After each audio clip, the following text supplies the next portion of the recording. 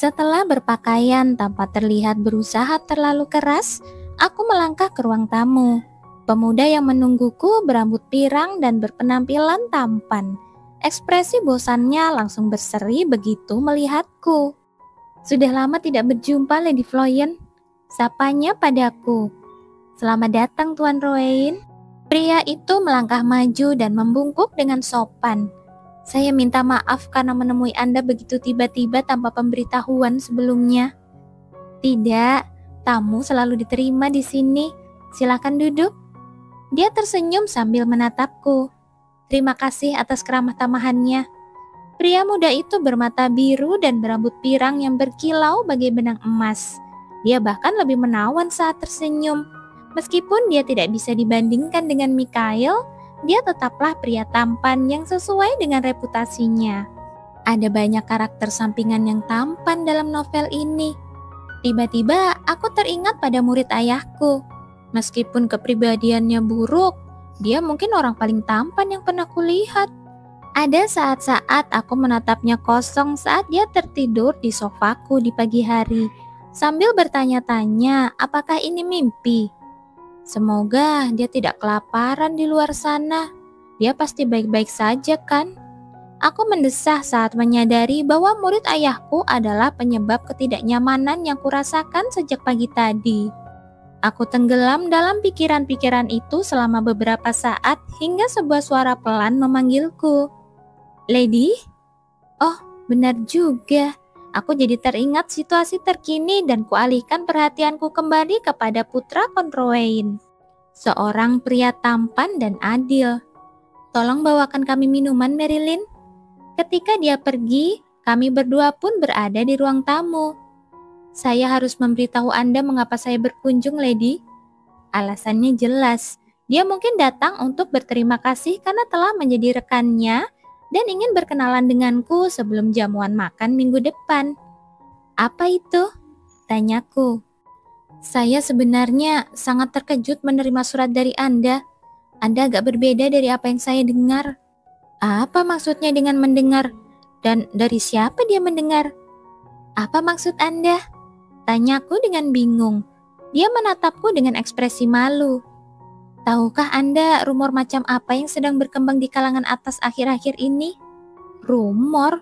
Aku di rumah seharian, jadi tidak mungkin aku tahu apapun." "Saya belum pernah menghadiri acara sosial akhir-akhir ini. Apa saja rumornya?" Dia mengeraskan ekspresinya dan mendesah. "Katanya Anda sangat mencintai pria lain. Itu sebabnya saya terkejut saat mendapat balasan dari Anda." "Apa? Aku jatuh cinta pada pria lain? Omong kosong macam apa ini? Selama ini aku hanya membaca buku di rumah dan berkeliling rumah besar. Bahkan saat aku keluar, rombongan kesatria akan mengawalku. Karena aku menghabiskan sebagian besar hariku hidup menyendiri, aku tidak mungkin menemukan kesempatan untuk menjalin hubungan." Aku merasa bingung dengan rumor konyol ini ketika sebuah pikiran tiba-tiba muncul di benakku. Tidak mungkin. Apakah ada yang melihat murid ayahku masuk atau keluar kamarku lewat jendela?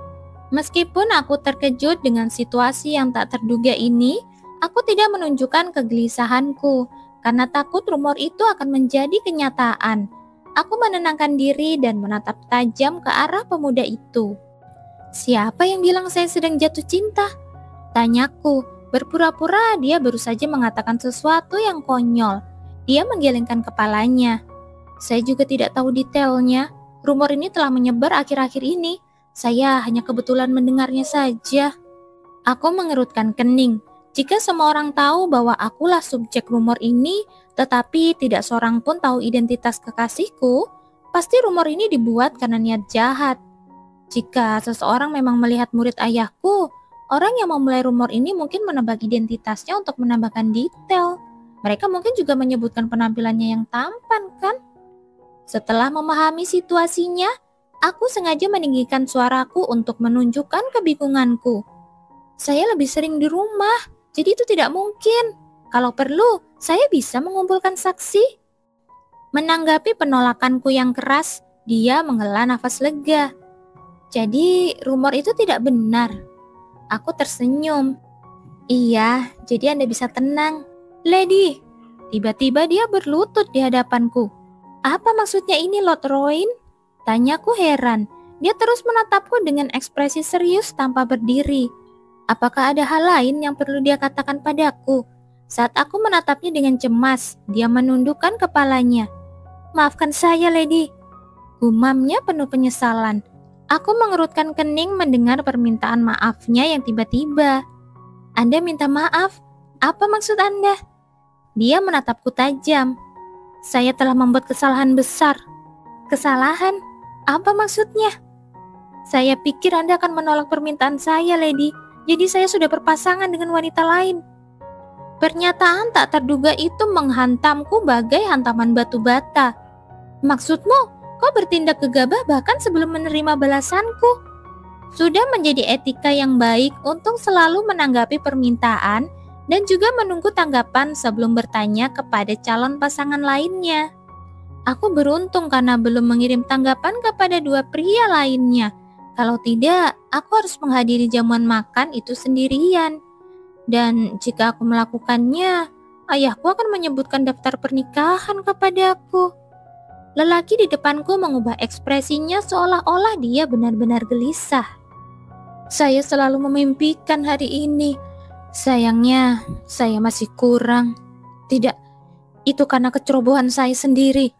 Dia bertingkah sangat tertekan sehingga tampak seperti dia benar-benar menyesal. Aku merasa lega dia datang. Berkat dia, aku mendapat kesempatan untuk mengetahui tentang rumor yang tidak pantas itu.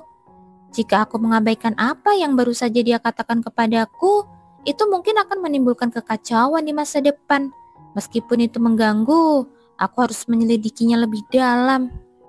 Aku memaksakan tawa untuk menunjukkan bahwa aku tidak tersinggung. Jangan khawatir, saya masih bisa mencari pasangan lain. Kenapa Anda tidak segera bangun? Apakah Anda seorang malaikat? Gumamnya pelan. Apa? Tanyaku, bertanya-tanya apakah aku salah dengar. Oh, tidak, maksud saya, Anda memiliki hati seperti malaikat, Lady.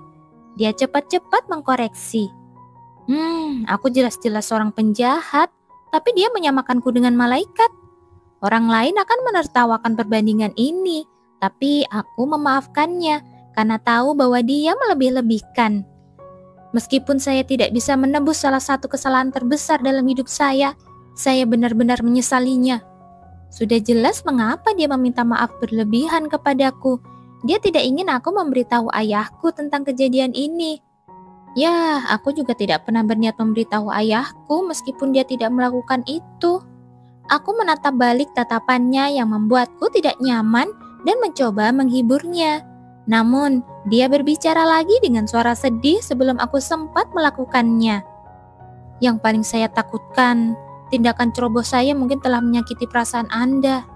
Aku mulai bosan dengan permintaan maafnya yang berlebihan. Meskipun aku sudah berulang kali mencoba mengatakan kepadanya bahwa semuanya baik-baik saja. Jangan khawatir, Lord Roin.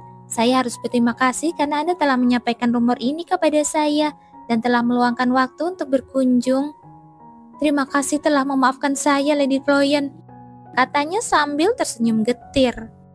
Saat ia tampak hendak pergi, ia tiba-tiba mencondongkan tubuhnya ke arahku dan berbisik. Saya kesal karena saya tidak memenuhi standar, tetapi saya terhibur oleh kata-kata Anda, Lady. Hah? Tidak memenuhi standar? Aku hendak bertanya apa maksudnya, tetapi dia terus berbicara. Kalau begitu, kenapa kita tidak... Lelaki itu terdiam dan tiba-tiba menutup mulutnya. Ia menatap jendela di belakangku dengan ekspresi pucat. Kenapa dia bersikap seperti itu? Sepertinya dia melihat sesuatu yang menakutkan. Aku menoleh untuk melihat apa yang membuatnya tampak begitu pucat, tetapi tidak ada yang aneh. Apakah terjadi sesuatu, Lord Roin? Tanyaku dengan ekspresi bingung. Dia tiba-tiba berdiri. Mohon maafkan saya karena harus pergi dengan terburu-buru, Lady Floyen. Apa? Dianggap tidak sopan jika tamu pergi sebelum minum teh. Dia sudah melanggar etika sekali dan dia akan tidak menghormatiku lagi. Aku menatapnya dengan bingung. Saya lupa kalau saya ada urusan mendesak hari ini. Itu semua karena saya kurang. Mohon maaf, katanya sambil berusaha keras. Kurasa ini tidak bisa dihindari. Meskipun tidak sopan baginya pergi secara tiba-tiba, aku tidak ingin menahan seseorang yang tampak sakit. Saya mengerti, sepertinya Anda kurang sehat, jadi tolong jaga diri Anda baik-baik. Saya berharap wanita yang baik dan cantik ini mendapatkan kebahagiaan serta pasangan yang baik. Setelah mengucapkan lebih banyak doa, dia membungkuk dalam-dalam dan pergi. Ya, itu bukan masalah besar karena masih ada orang lain yang belum kurespon. Tidak lama setelah dia pergi, Marilyn kembali dengan kereta penuh makanan ringan dan minuman. Sebenarnya itu adalah berkat tersembunyi bahwa dia pergi lebih awal, karena aku lebih suka minum teh sendirian. Marilyn, tolong siapkan. Sebelum aku sempat menyuruhnya untuk menata meja hanya untukku, seseorang melangkah masuk ke ruang tamu. Oh, ayah, halo. Aku berhasil menyapanya sealami mungkin. Dia hanya mengangguk alih-alih menjawab. Semoga dia tidak mendengar pembicaraanku dengan Lord Rowan. Kalau tidak, dia mungkin akan membicarakan tentang daftar pernikahan. Kemunculannya yang tiba-tiba membuatku cemas, dan perasaan itu semakin bertambah saat dia perlahan mendekatiku. Apakah kamu minum teh? Tanyanya. Iya. Dia duduk di kursi di seberangku seolah-olah itu adalah hal yang wajar untuk dilakukan. Bagus, aku juga haus. Aku menatap teko teh yang mengepul itu, lalu menatapnya dengan mata bergetar. Kau akan minum teh panas saat kau haus. Meskipun begitu, aku tidak mengomentari keanehan ini. Tehnya panas, jadi sebaiknya ayah meminumnya saat sudah dingin. Atau ayah minum air saja. Aku bisa berbicara denganmu sambil menunggu tehnya dingin, kata ayahku. Lebih baik pergi dan minum air saja. Aku tidak percaya dia menunggu di sini untuk minum teh bersamaku. Saat aku merenungkan hal ini, 2 cangkir teh diletakkan di atas meja. Kurasa aku tidak akan minum teh sendirian. Ayahku mengangkat cangkir teh dengan anggun dan menatapku dengan aura seperti sedang berperang. Aku tersenyum lebar dan mengambil kue. Sekarang aku harus minum dalam suasana yang menegangkan ini. Apa yang baru saja kau katakan? Tanya sebuah suara rendah. Madame Fresia tersenyum cerah dan berkata, Lady Floyen menerima tawaran Lord Rowan untuk menjadi pasangannya. Max merasakan gelombang kekesalan saat mendengar kata pasangan. Begitu, katanya, berusaha terlihat tenang. Di permukaan, dia adalah seorang pemuda yang tampan dan santun, tetapi ada rumor yang mengatakan bahwa dia adalah seorang tukang selingkuh yang telah membuat banyak wanita menangis. Imbuh Fresia dengan nada bercanda. Max mengernyitkan wajahnya. Wanita itu, aku kan sudah bilang padanya untuk tidak hanya melihat penampilan. Entah mengapa, amarah berkobar dalam dirinya. Jadi, mereka berdua akan pergi ke pesta dansa bersama? Tanyanya tajam. Fresia mendecak lidahnya dan berkata, saya tidak tahu apakah ini hal baik atau buruk, tetapi dia menolak wanita itu. Max meninggikan suaranya. Berani sekali putra seorang kon menolak putri sang duk. Fresia mendecakkan lidahnya lagi dan mendesah. Dilihat dari reaksinya saja, mustahil untuk mengetahui berita macam apa yang ingin didengar Max. Jika dia khawatir dengan wanita itu, dia seharusnya menawarkan diri untuk menjadi pasangannya. Pada saat itu, Max berbicara. Apakah kamu sudah tahu siapa yang memulai rumor tentangnya? Mata Fresia berbinar. Ah, iya. Siapa yang melakukannya? Tanya Max dengan geraman haus darah. Fresia tersenyum. Ternyata itu Viscount Droyle. Ketika ekspresi Max mengeras, dia menambahkan, bukankah itu lucu? Dia dulunya adalah kekasihnya, tetapi dia tidak melakukan apapun sementara sepupunya yang bermasalah memfitnahnya. Max berpikir sejenak lalu berkata, cari tahu semua kelemahan Marquis Hessen dan Viscount Droyle. Aku juga ingin laporan tentang orang-orang lain yang menawarkan diri untuk menjadi partnernya. Apa? Tapi sebelum Fresia sempat menjawab, dia menghilang. Dia mendesah dan bergumam. Informasi itu sudah dibeli oleh Duke Floyen. Meskipun suasananya tegang, aku tetap tenang. Sekarang, setelah aku terbiasa dengan ayah yang bersikap seperti ini, aku jadi bisa mengendalikan emosiku. Aku menyeruput tehku perlahan sambil memikirkan hal itu. "Apakah kamu sudah menemukan pasangan?" tanyanya tiba-tiba. Aku sudah menduga pertanyaan ini. Tidak ada gunanya aku mengatakan yang sebenarnya. Aku perlu mengulur waktu sebelum bisa menemukan pasangan lain. Jika aku mengatakan kepadanya bahwa aku ditolak, dia mungkin akan menyebutkan daftar pernikahan. "Aku masih mencoba memilih," kataku dengan tenang sambil meletakkan cangkir teh. "Jika kau tidak bisa menemukan pasangan," ayahku terdiam dan menatapku. "Pastikan untuk memberitahuku," katanya tegas, seolah mencoba menanamkan kata-kata ini ke dalam pikiranku. "Apa yang akan kau lakukan jika aku memberitahumu, ayah?" Aku hanya bisa memikirkan kemungkinan-kemungkinan yang tidak menyenangkan. Dalam satu skenario, ayahku akan menyebutku menyedihkan dan menuntutku untuk bertemu dengan seseorang dari daftar pernikahan. Hidup ini sangat sulit. Aku mulai merasa kasihan pada diriku sendiri. Aku juga haus, jadi aku mengangkat cangkir teh ke bibirku. "Tehnya masih panas," kata ayahku tiba-tiba. Aku menahan diri dan menelan tawa kering, seolah-olah dia tahu bahwa aku tidak bisa minum minuman panas. Tapi kurasa dia tidak mengatakan itu dengan sengaja. Aku masih kesulitan memahami maksud ayahku, jadi tidak ada salahnya untuk berhati-hati di dekatnya. Aku tidak boleh tergelincir dengan mempertaruhkan nyawaku. Sekarang aku harus mengkhawatirkan rumor dan daftar pernikahan. Mengapa semuanya menjadi begitu rumit? Aku hanya punya waktu seminggu lagi sampai jamuan makan. Jadi aku tidak punya banyak waktu untuk mencari pasangan lain. Aku harus mengambil keputusan dengan cepat namun hati-hati. Aku menatap cangkir tehku yang masih mengepul dan menyeruputnya dengan hati-hati agar lidahku tidak terbakar. Max telah memutuskan untuk mengunjungi rumah Florian, tetapi kemunculan tiba-tiba gurunya memaksanya untuk menjaga jarak. "Dia kan jarang di rumah. Mengapa dia ada di sini hari ini?" Max tidak senang dengan situasi ini, tetapi tanpa sadar dia mengalihkan perhatiannya ke kamar wanita itu. Apakah dia ada di sana? Ia mencoba merasakan kehadiran wanita itu, tetapi dia tidak merasakan apapun. Kemana dia pergi? Wanita itu hampir selalu berada di kamarnya, jadi ketidakhadirannya membuat Max jengkel. Apakah dia ada di perpustakaan? Ia sedang menebak-nebak di mana wanita itu berada ketika wajahnya tiba-tiba berubah. Apakah dia pergi keluar untuk meminta pria lain menjadi pasangannya? Max menggertakkan giginya karena tidak senang. Dia merasakan perasaan aneh yang sama seperti yang dia rasakan di salon. Dia menemukan pasangan atau tidak, itu kan tidak ada hubungannya denganku.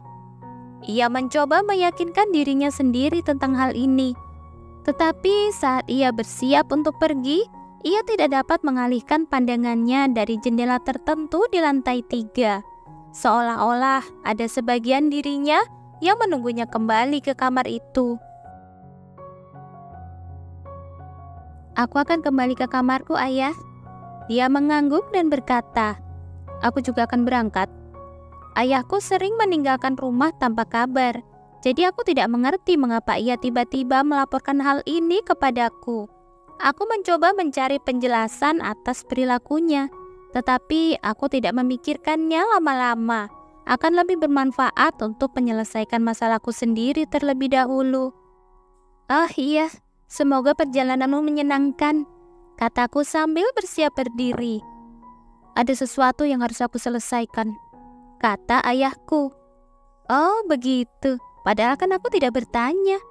Aku tergoda untuk mengatakan ini, tetapi sebagai pihak yang lebih rendah dalam hubungan kami, aku tidak punya pilihan selain mengarahkan pembicaraan ke arah yang diinginkannya. "Masalah apa yang perlu ayah selesaikan?" "Aku harus memberikan peringatan kepada beberapa orang," kata ayahku sambil mengangguk. Meskipun aku tidak mengerti apa maksudnya, aku tahu bahwa orang-orang yang akan diperingatkannya tidak akan bisa tidur nyenyak malam ini. Aku merasa kasihan pada mereka. Saat aku bersimpati kepada mereka, ayahku menatapku dan berkata, "Aku akan kembali sebelum makan malam." Aku tidak peduli kapan dia akan kembali, entah besok atau beberapa hari ke depan.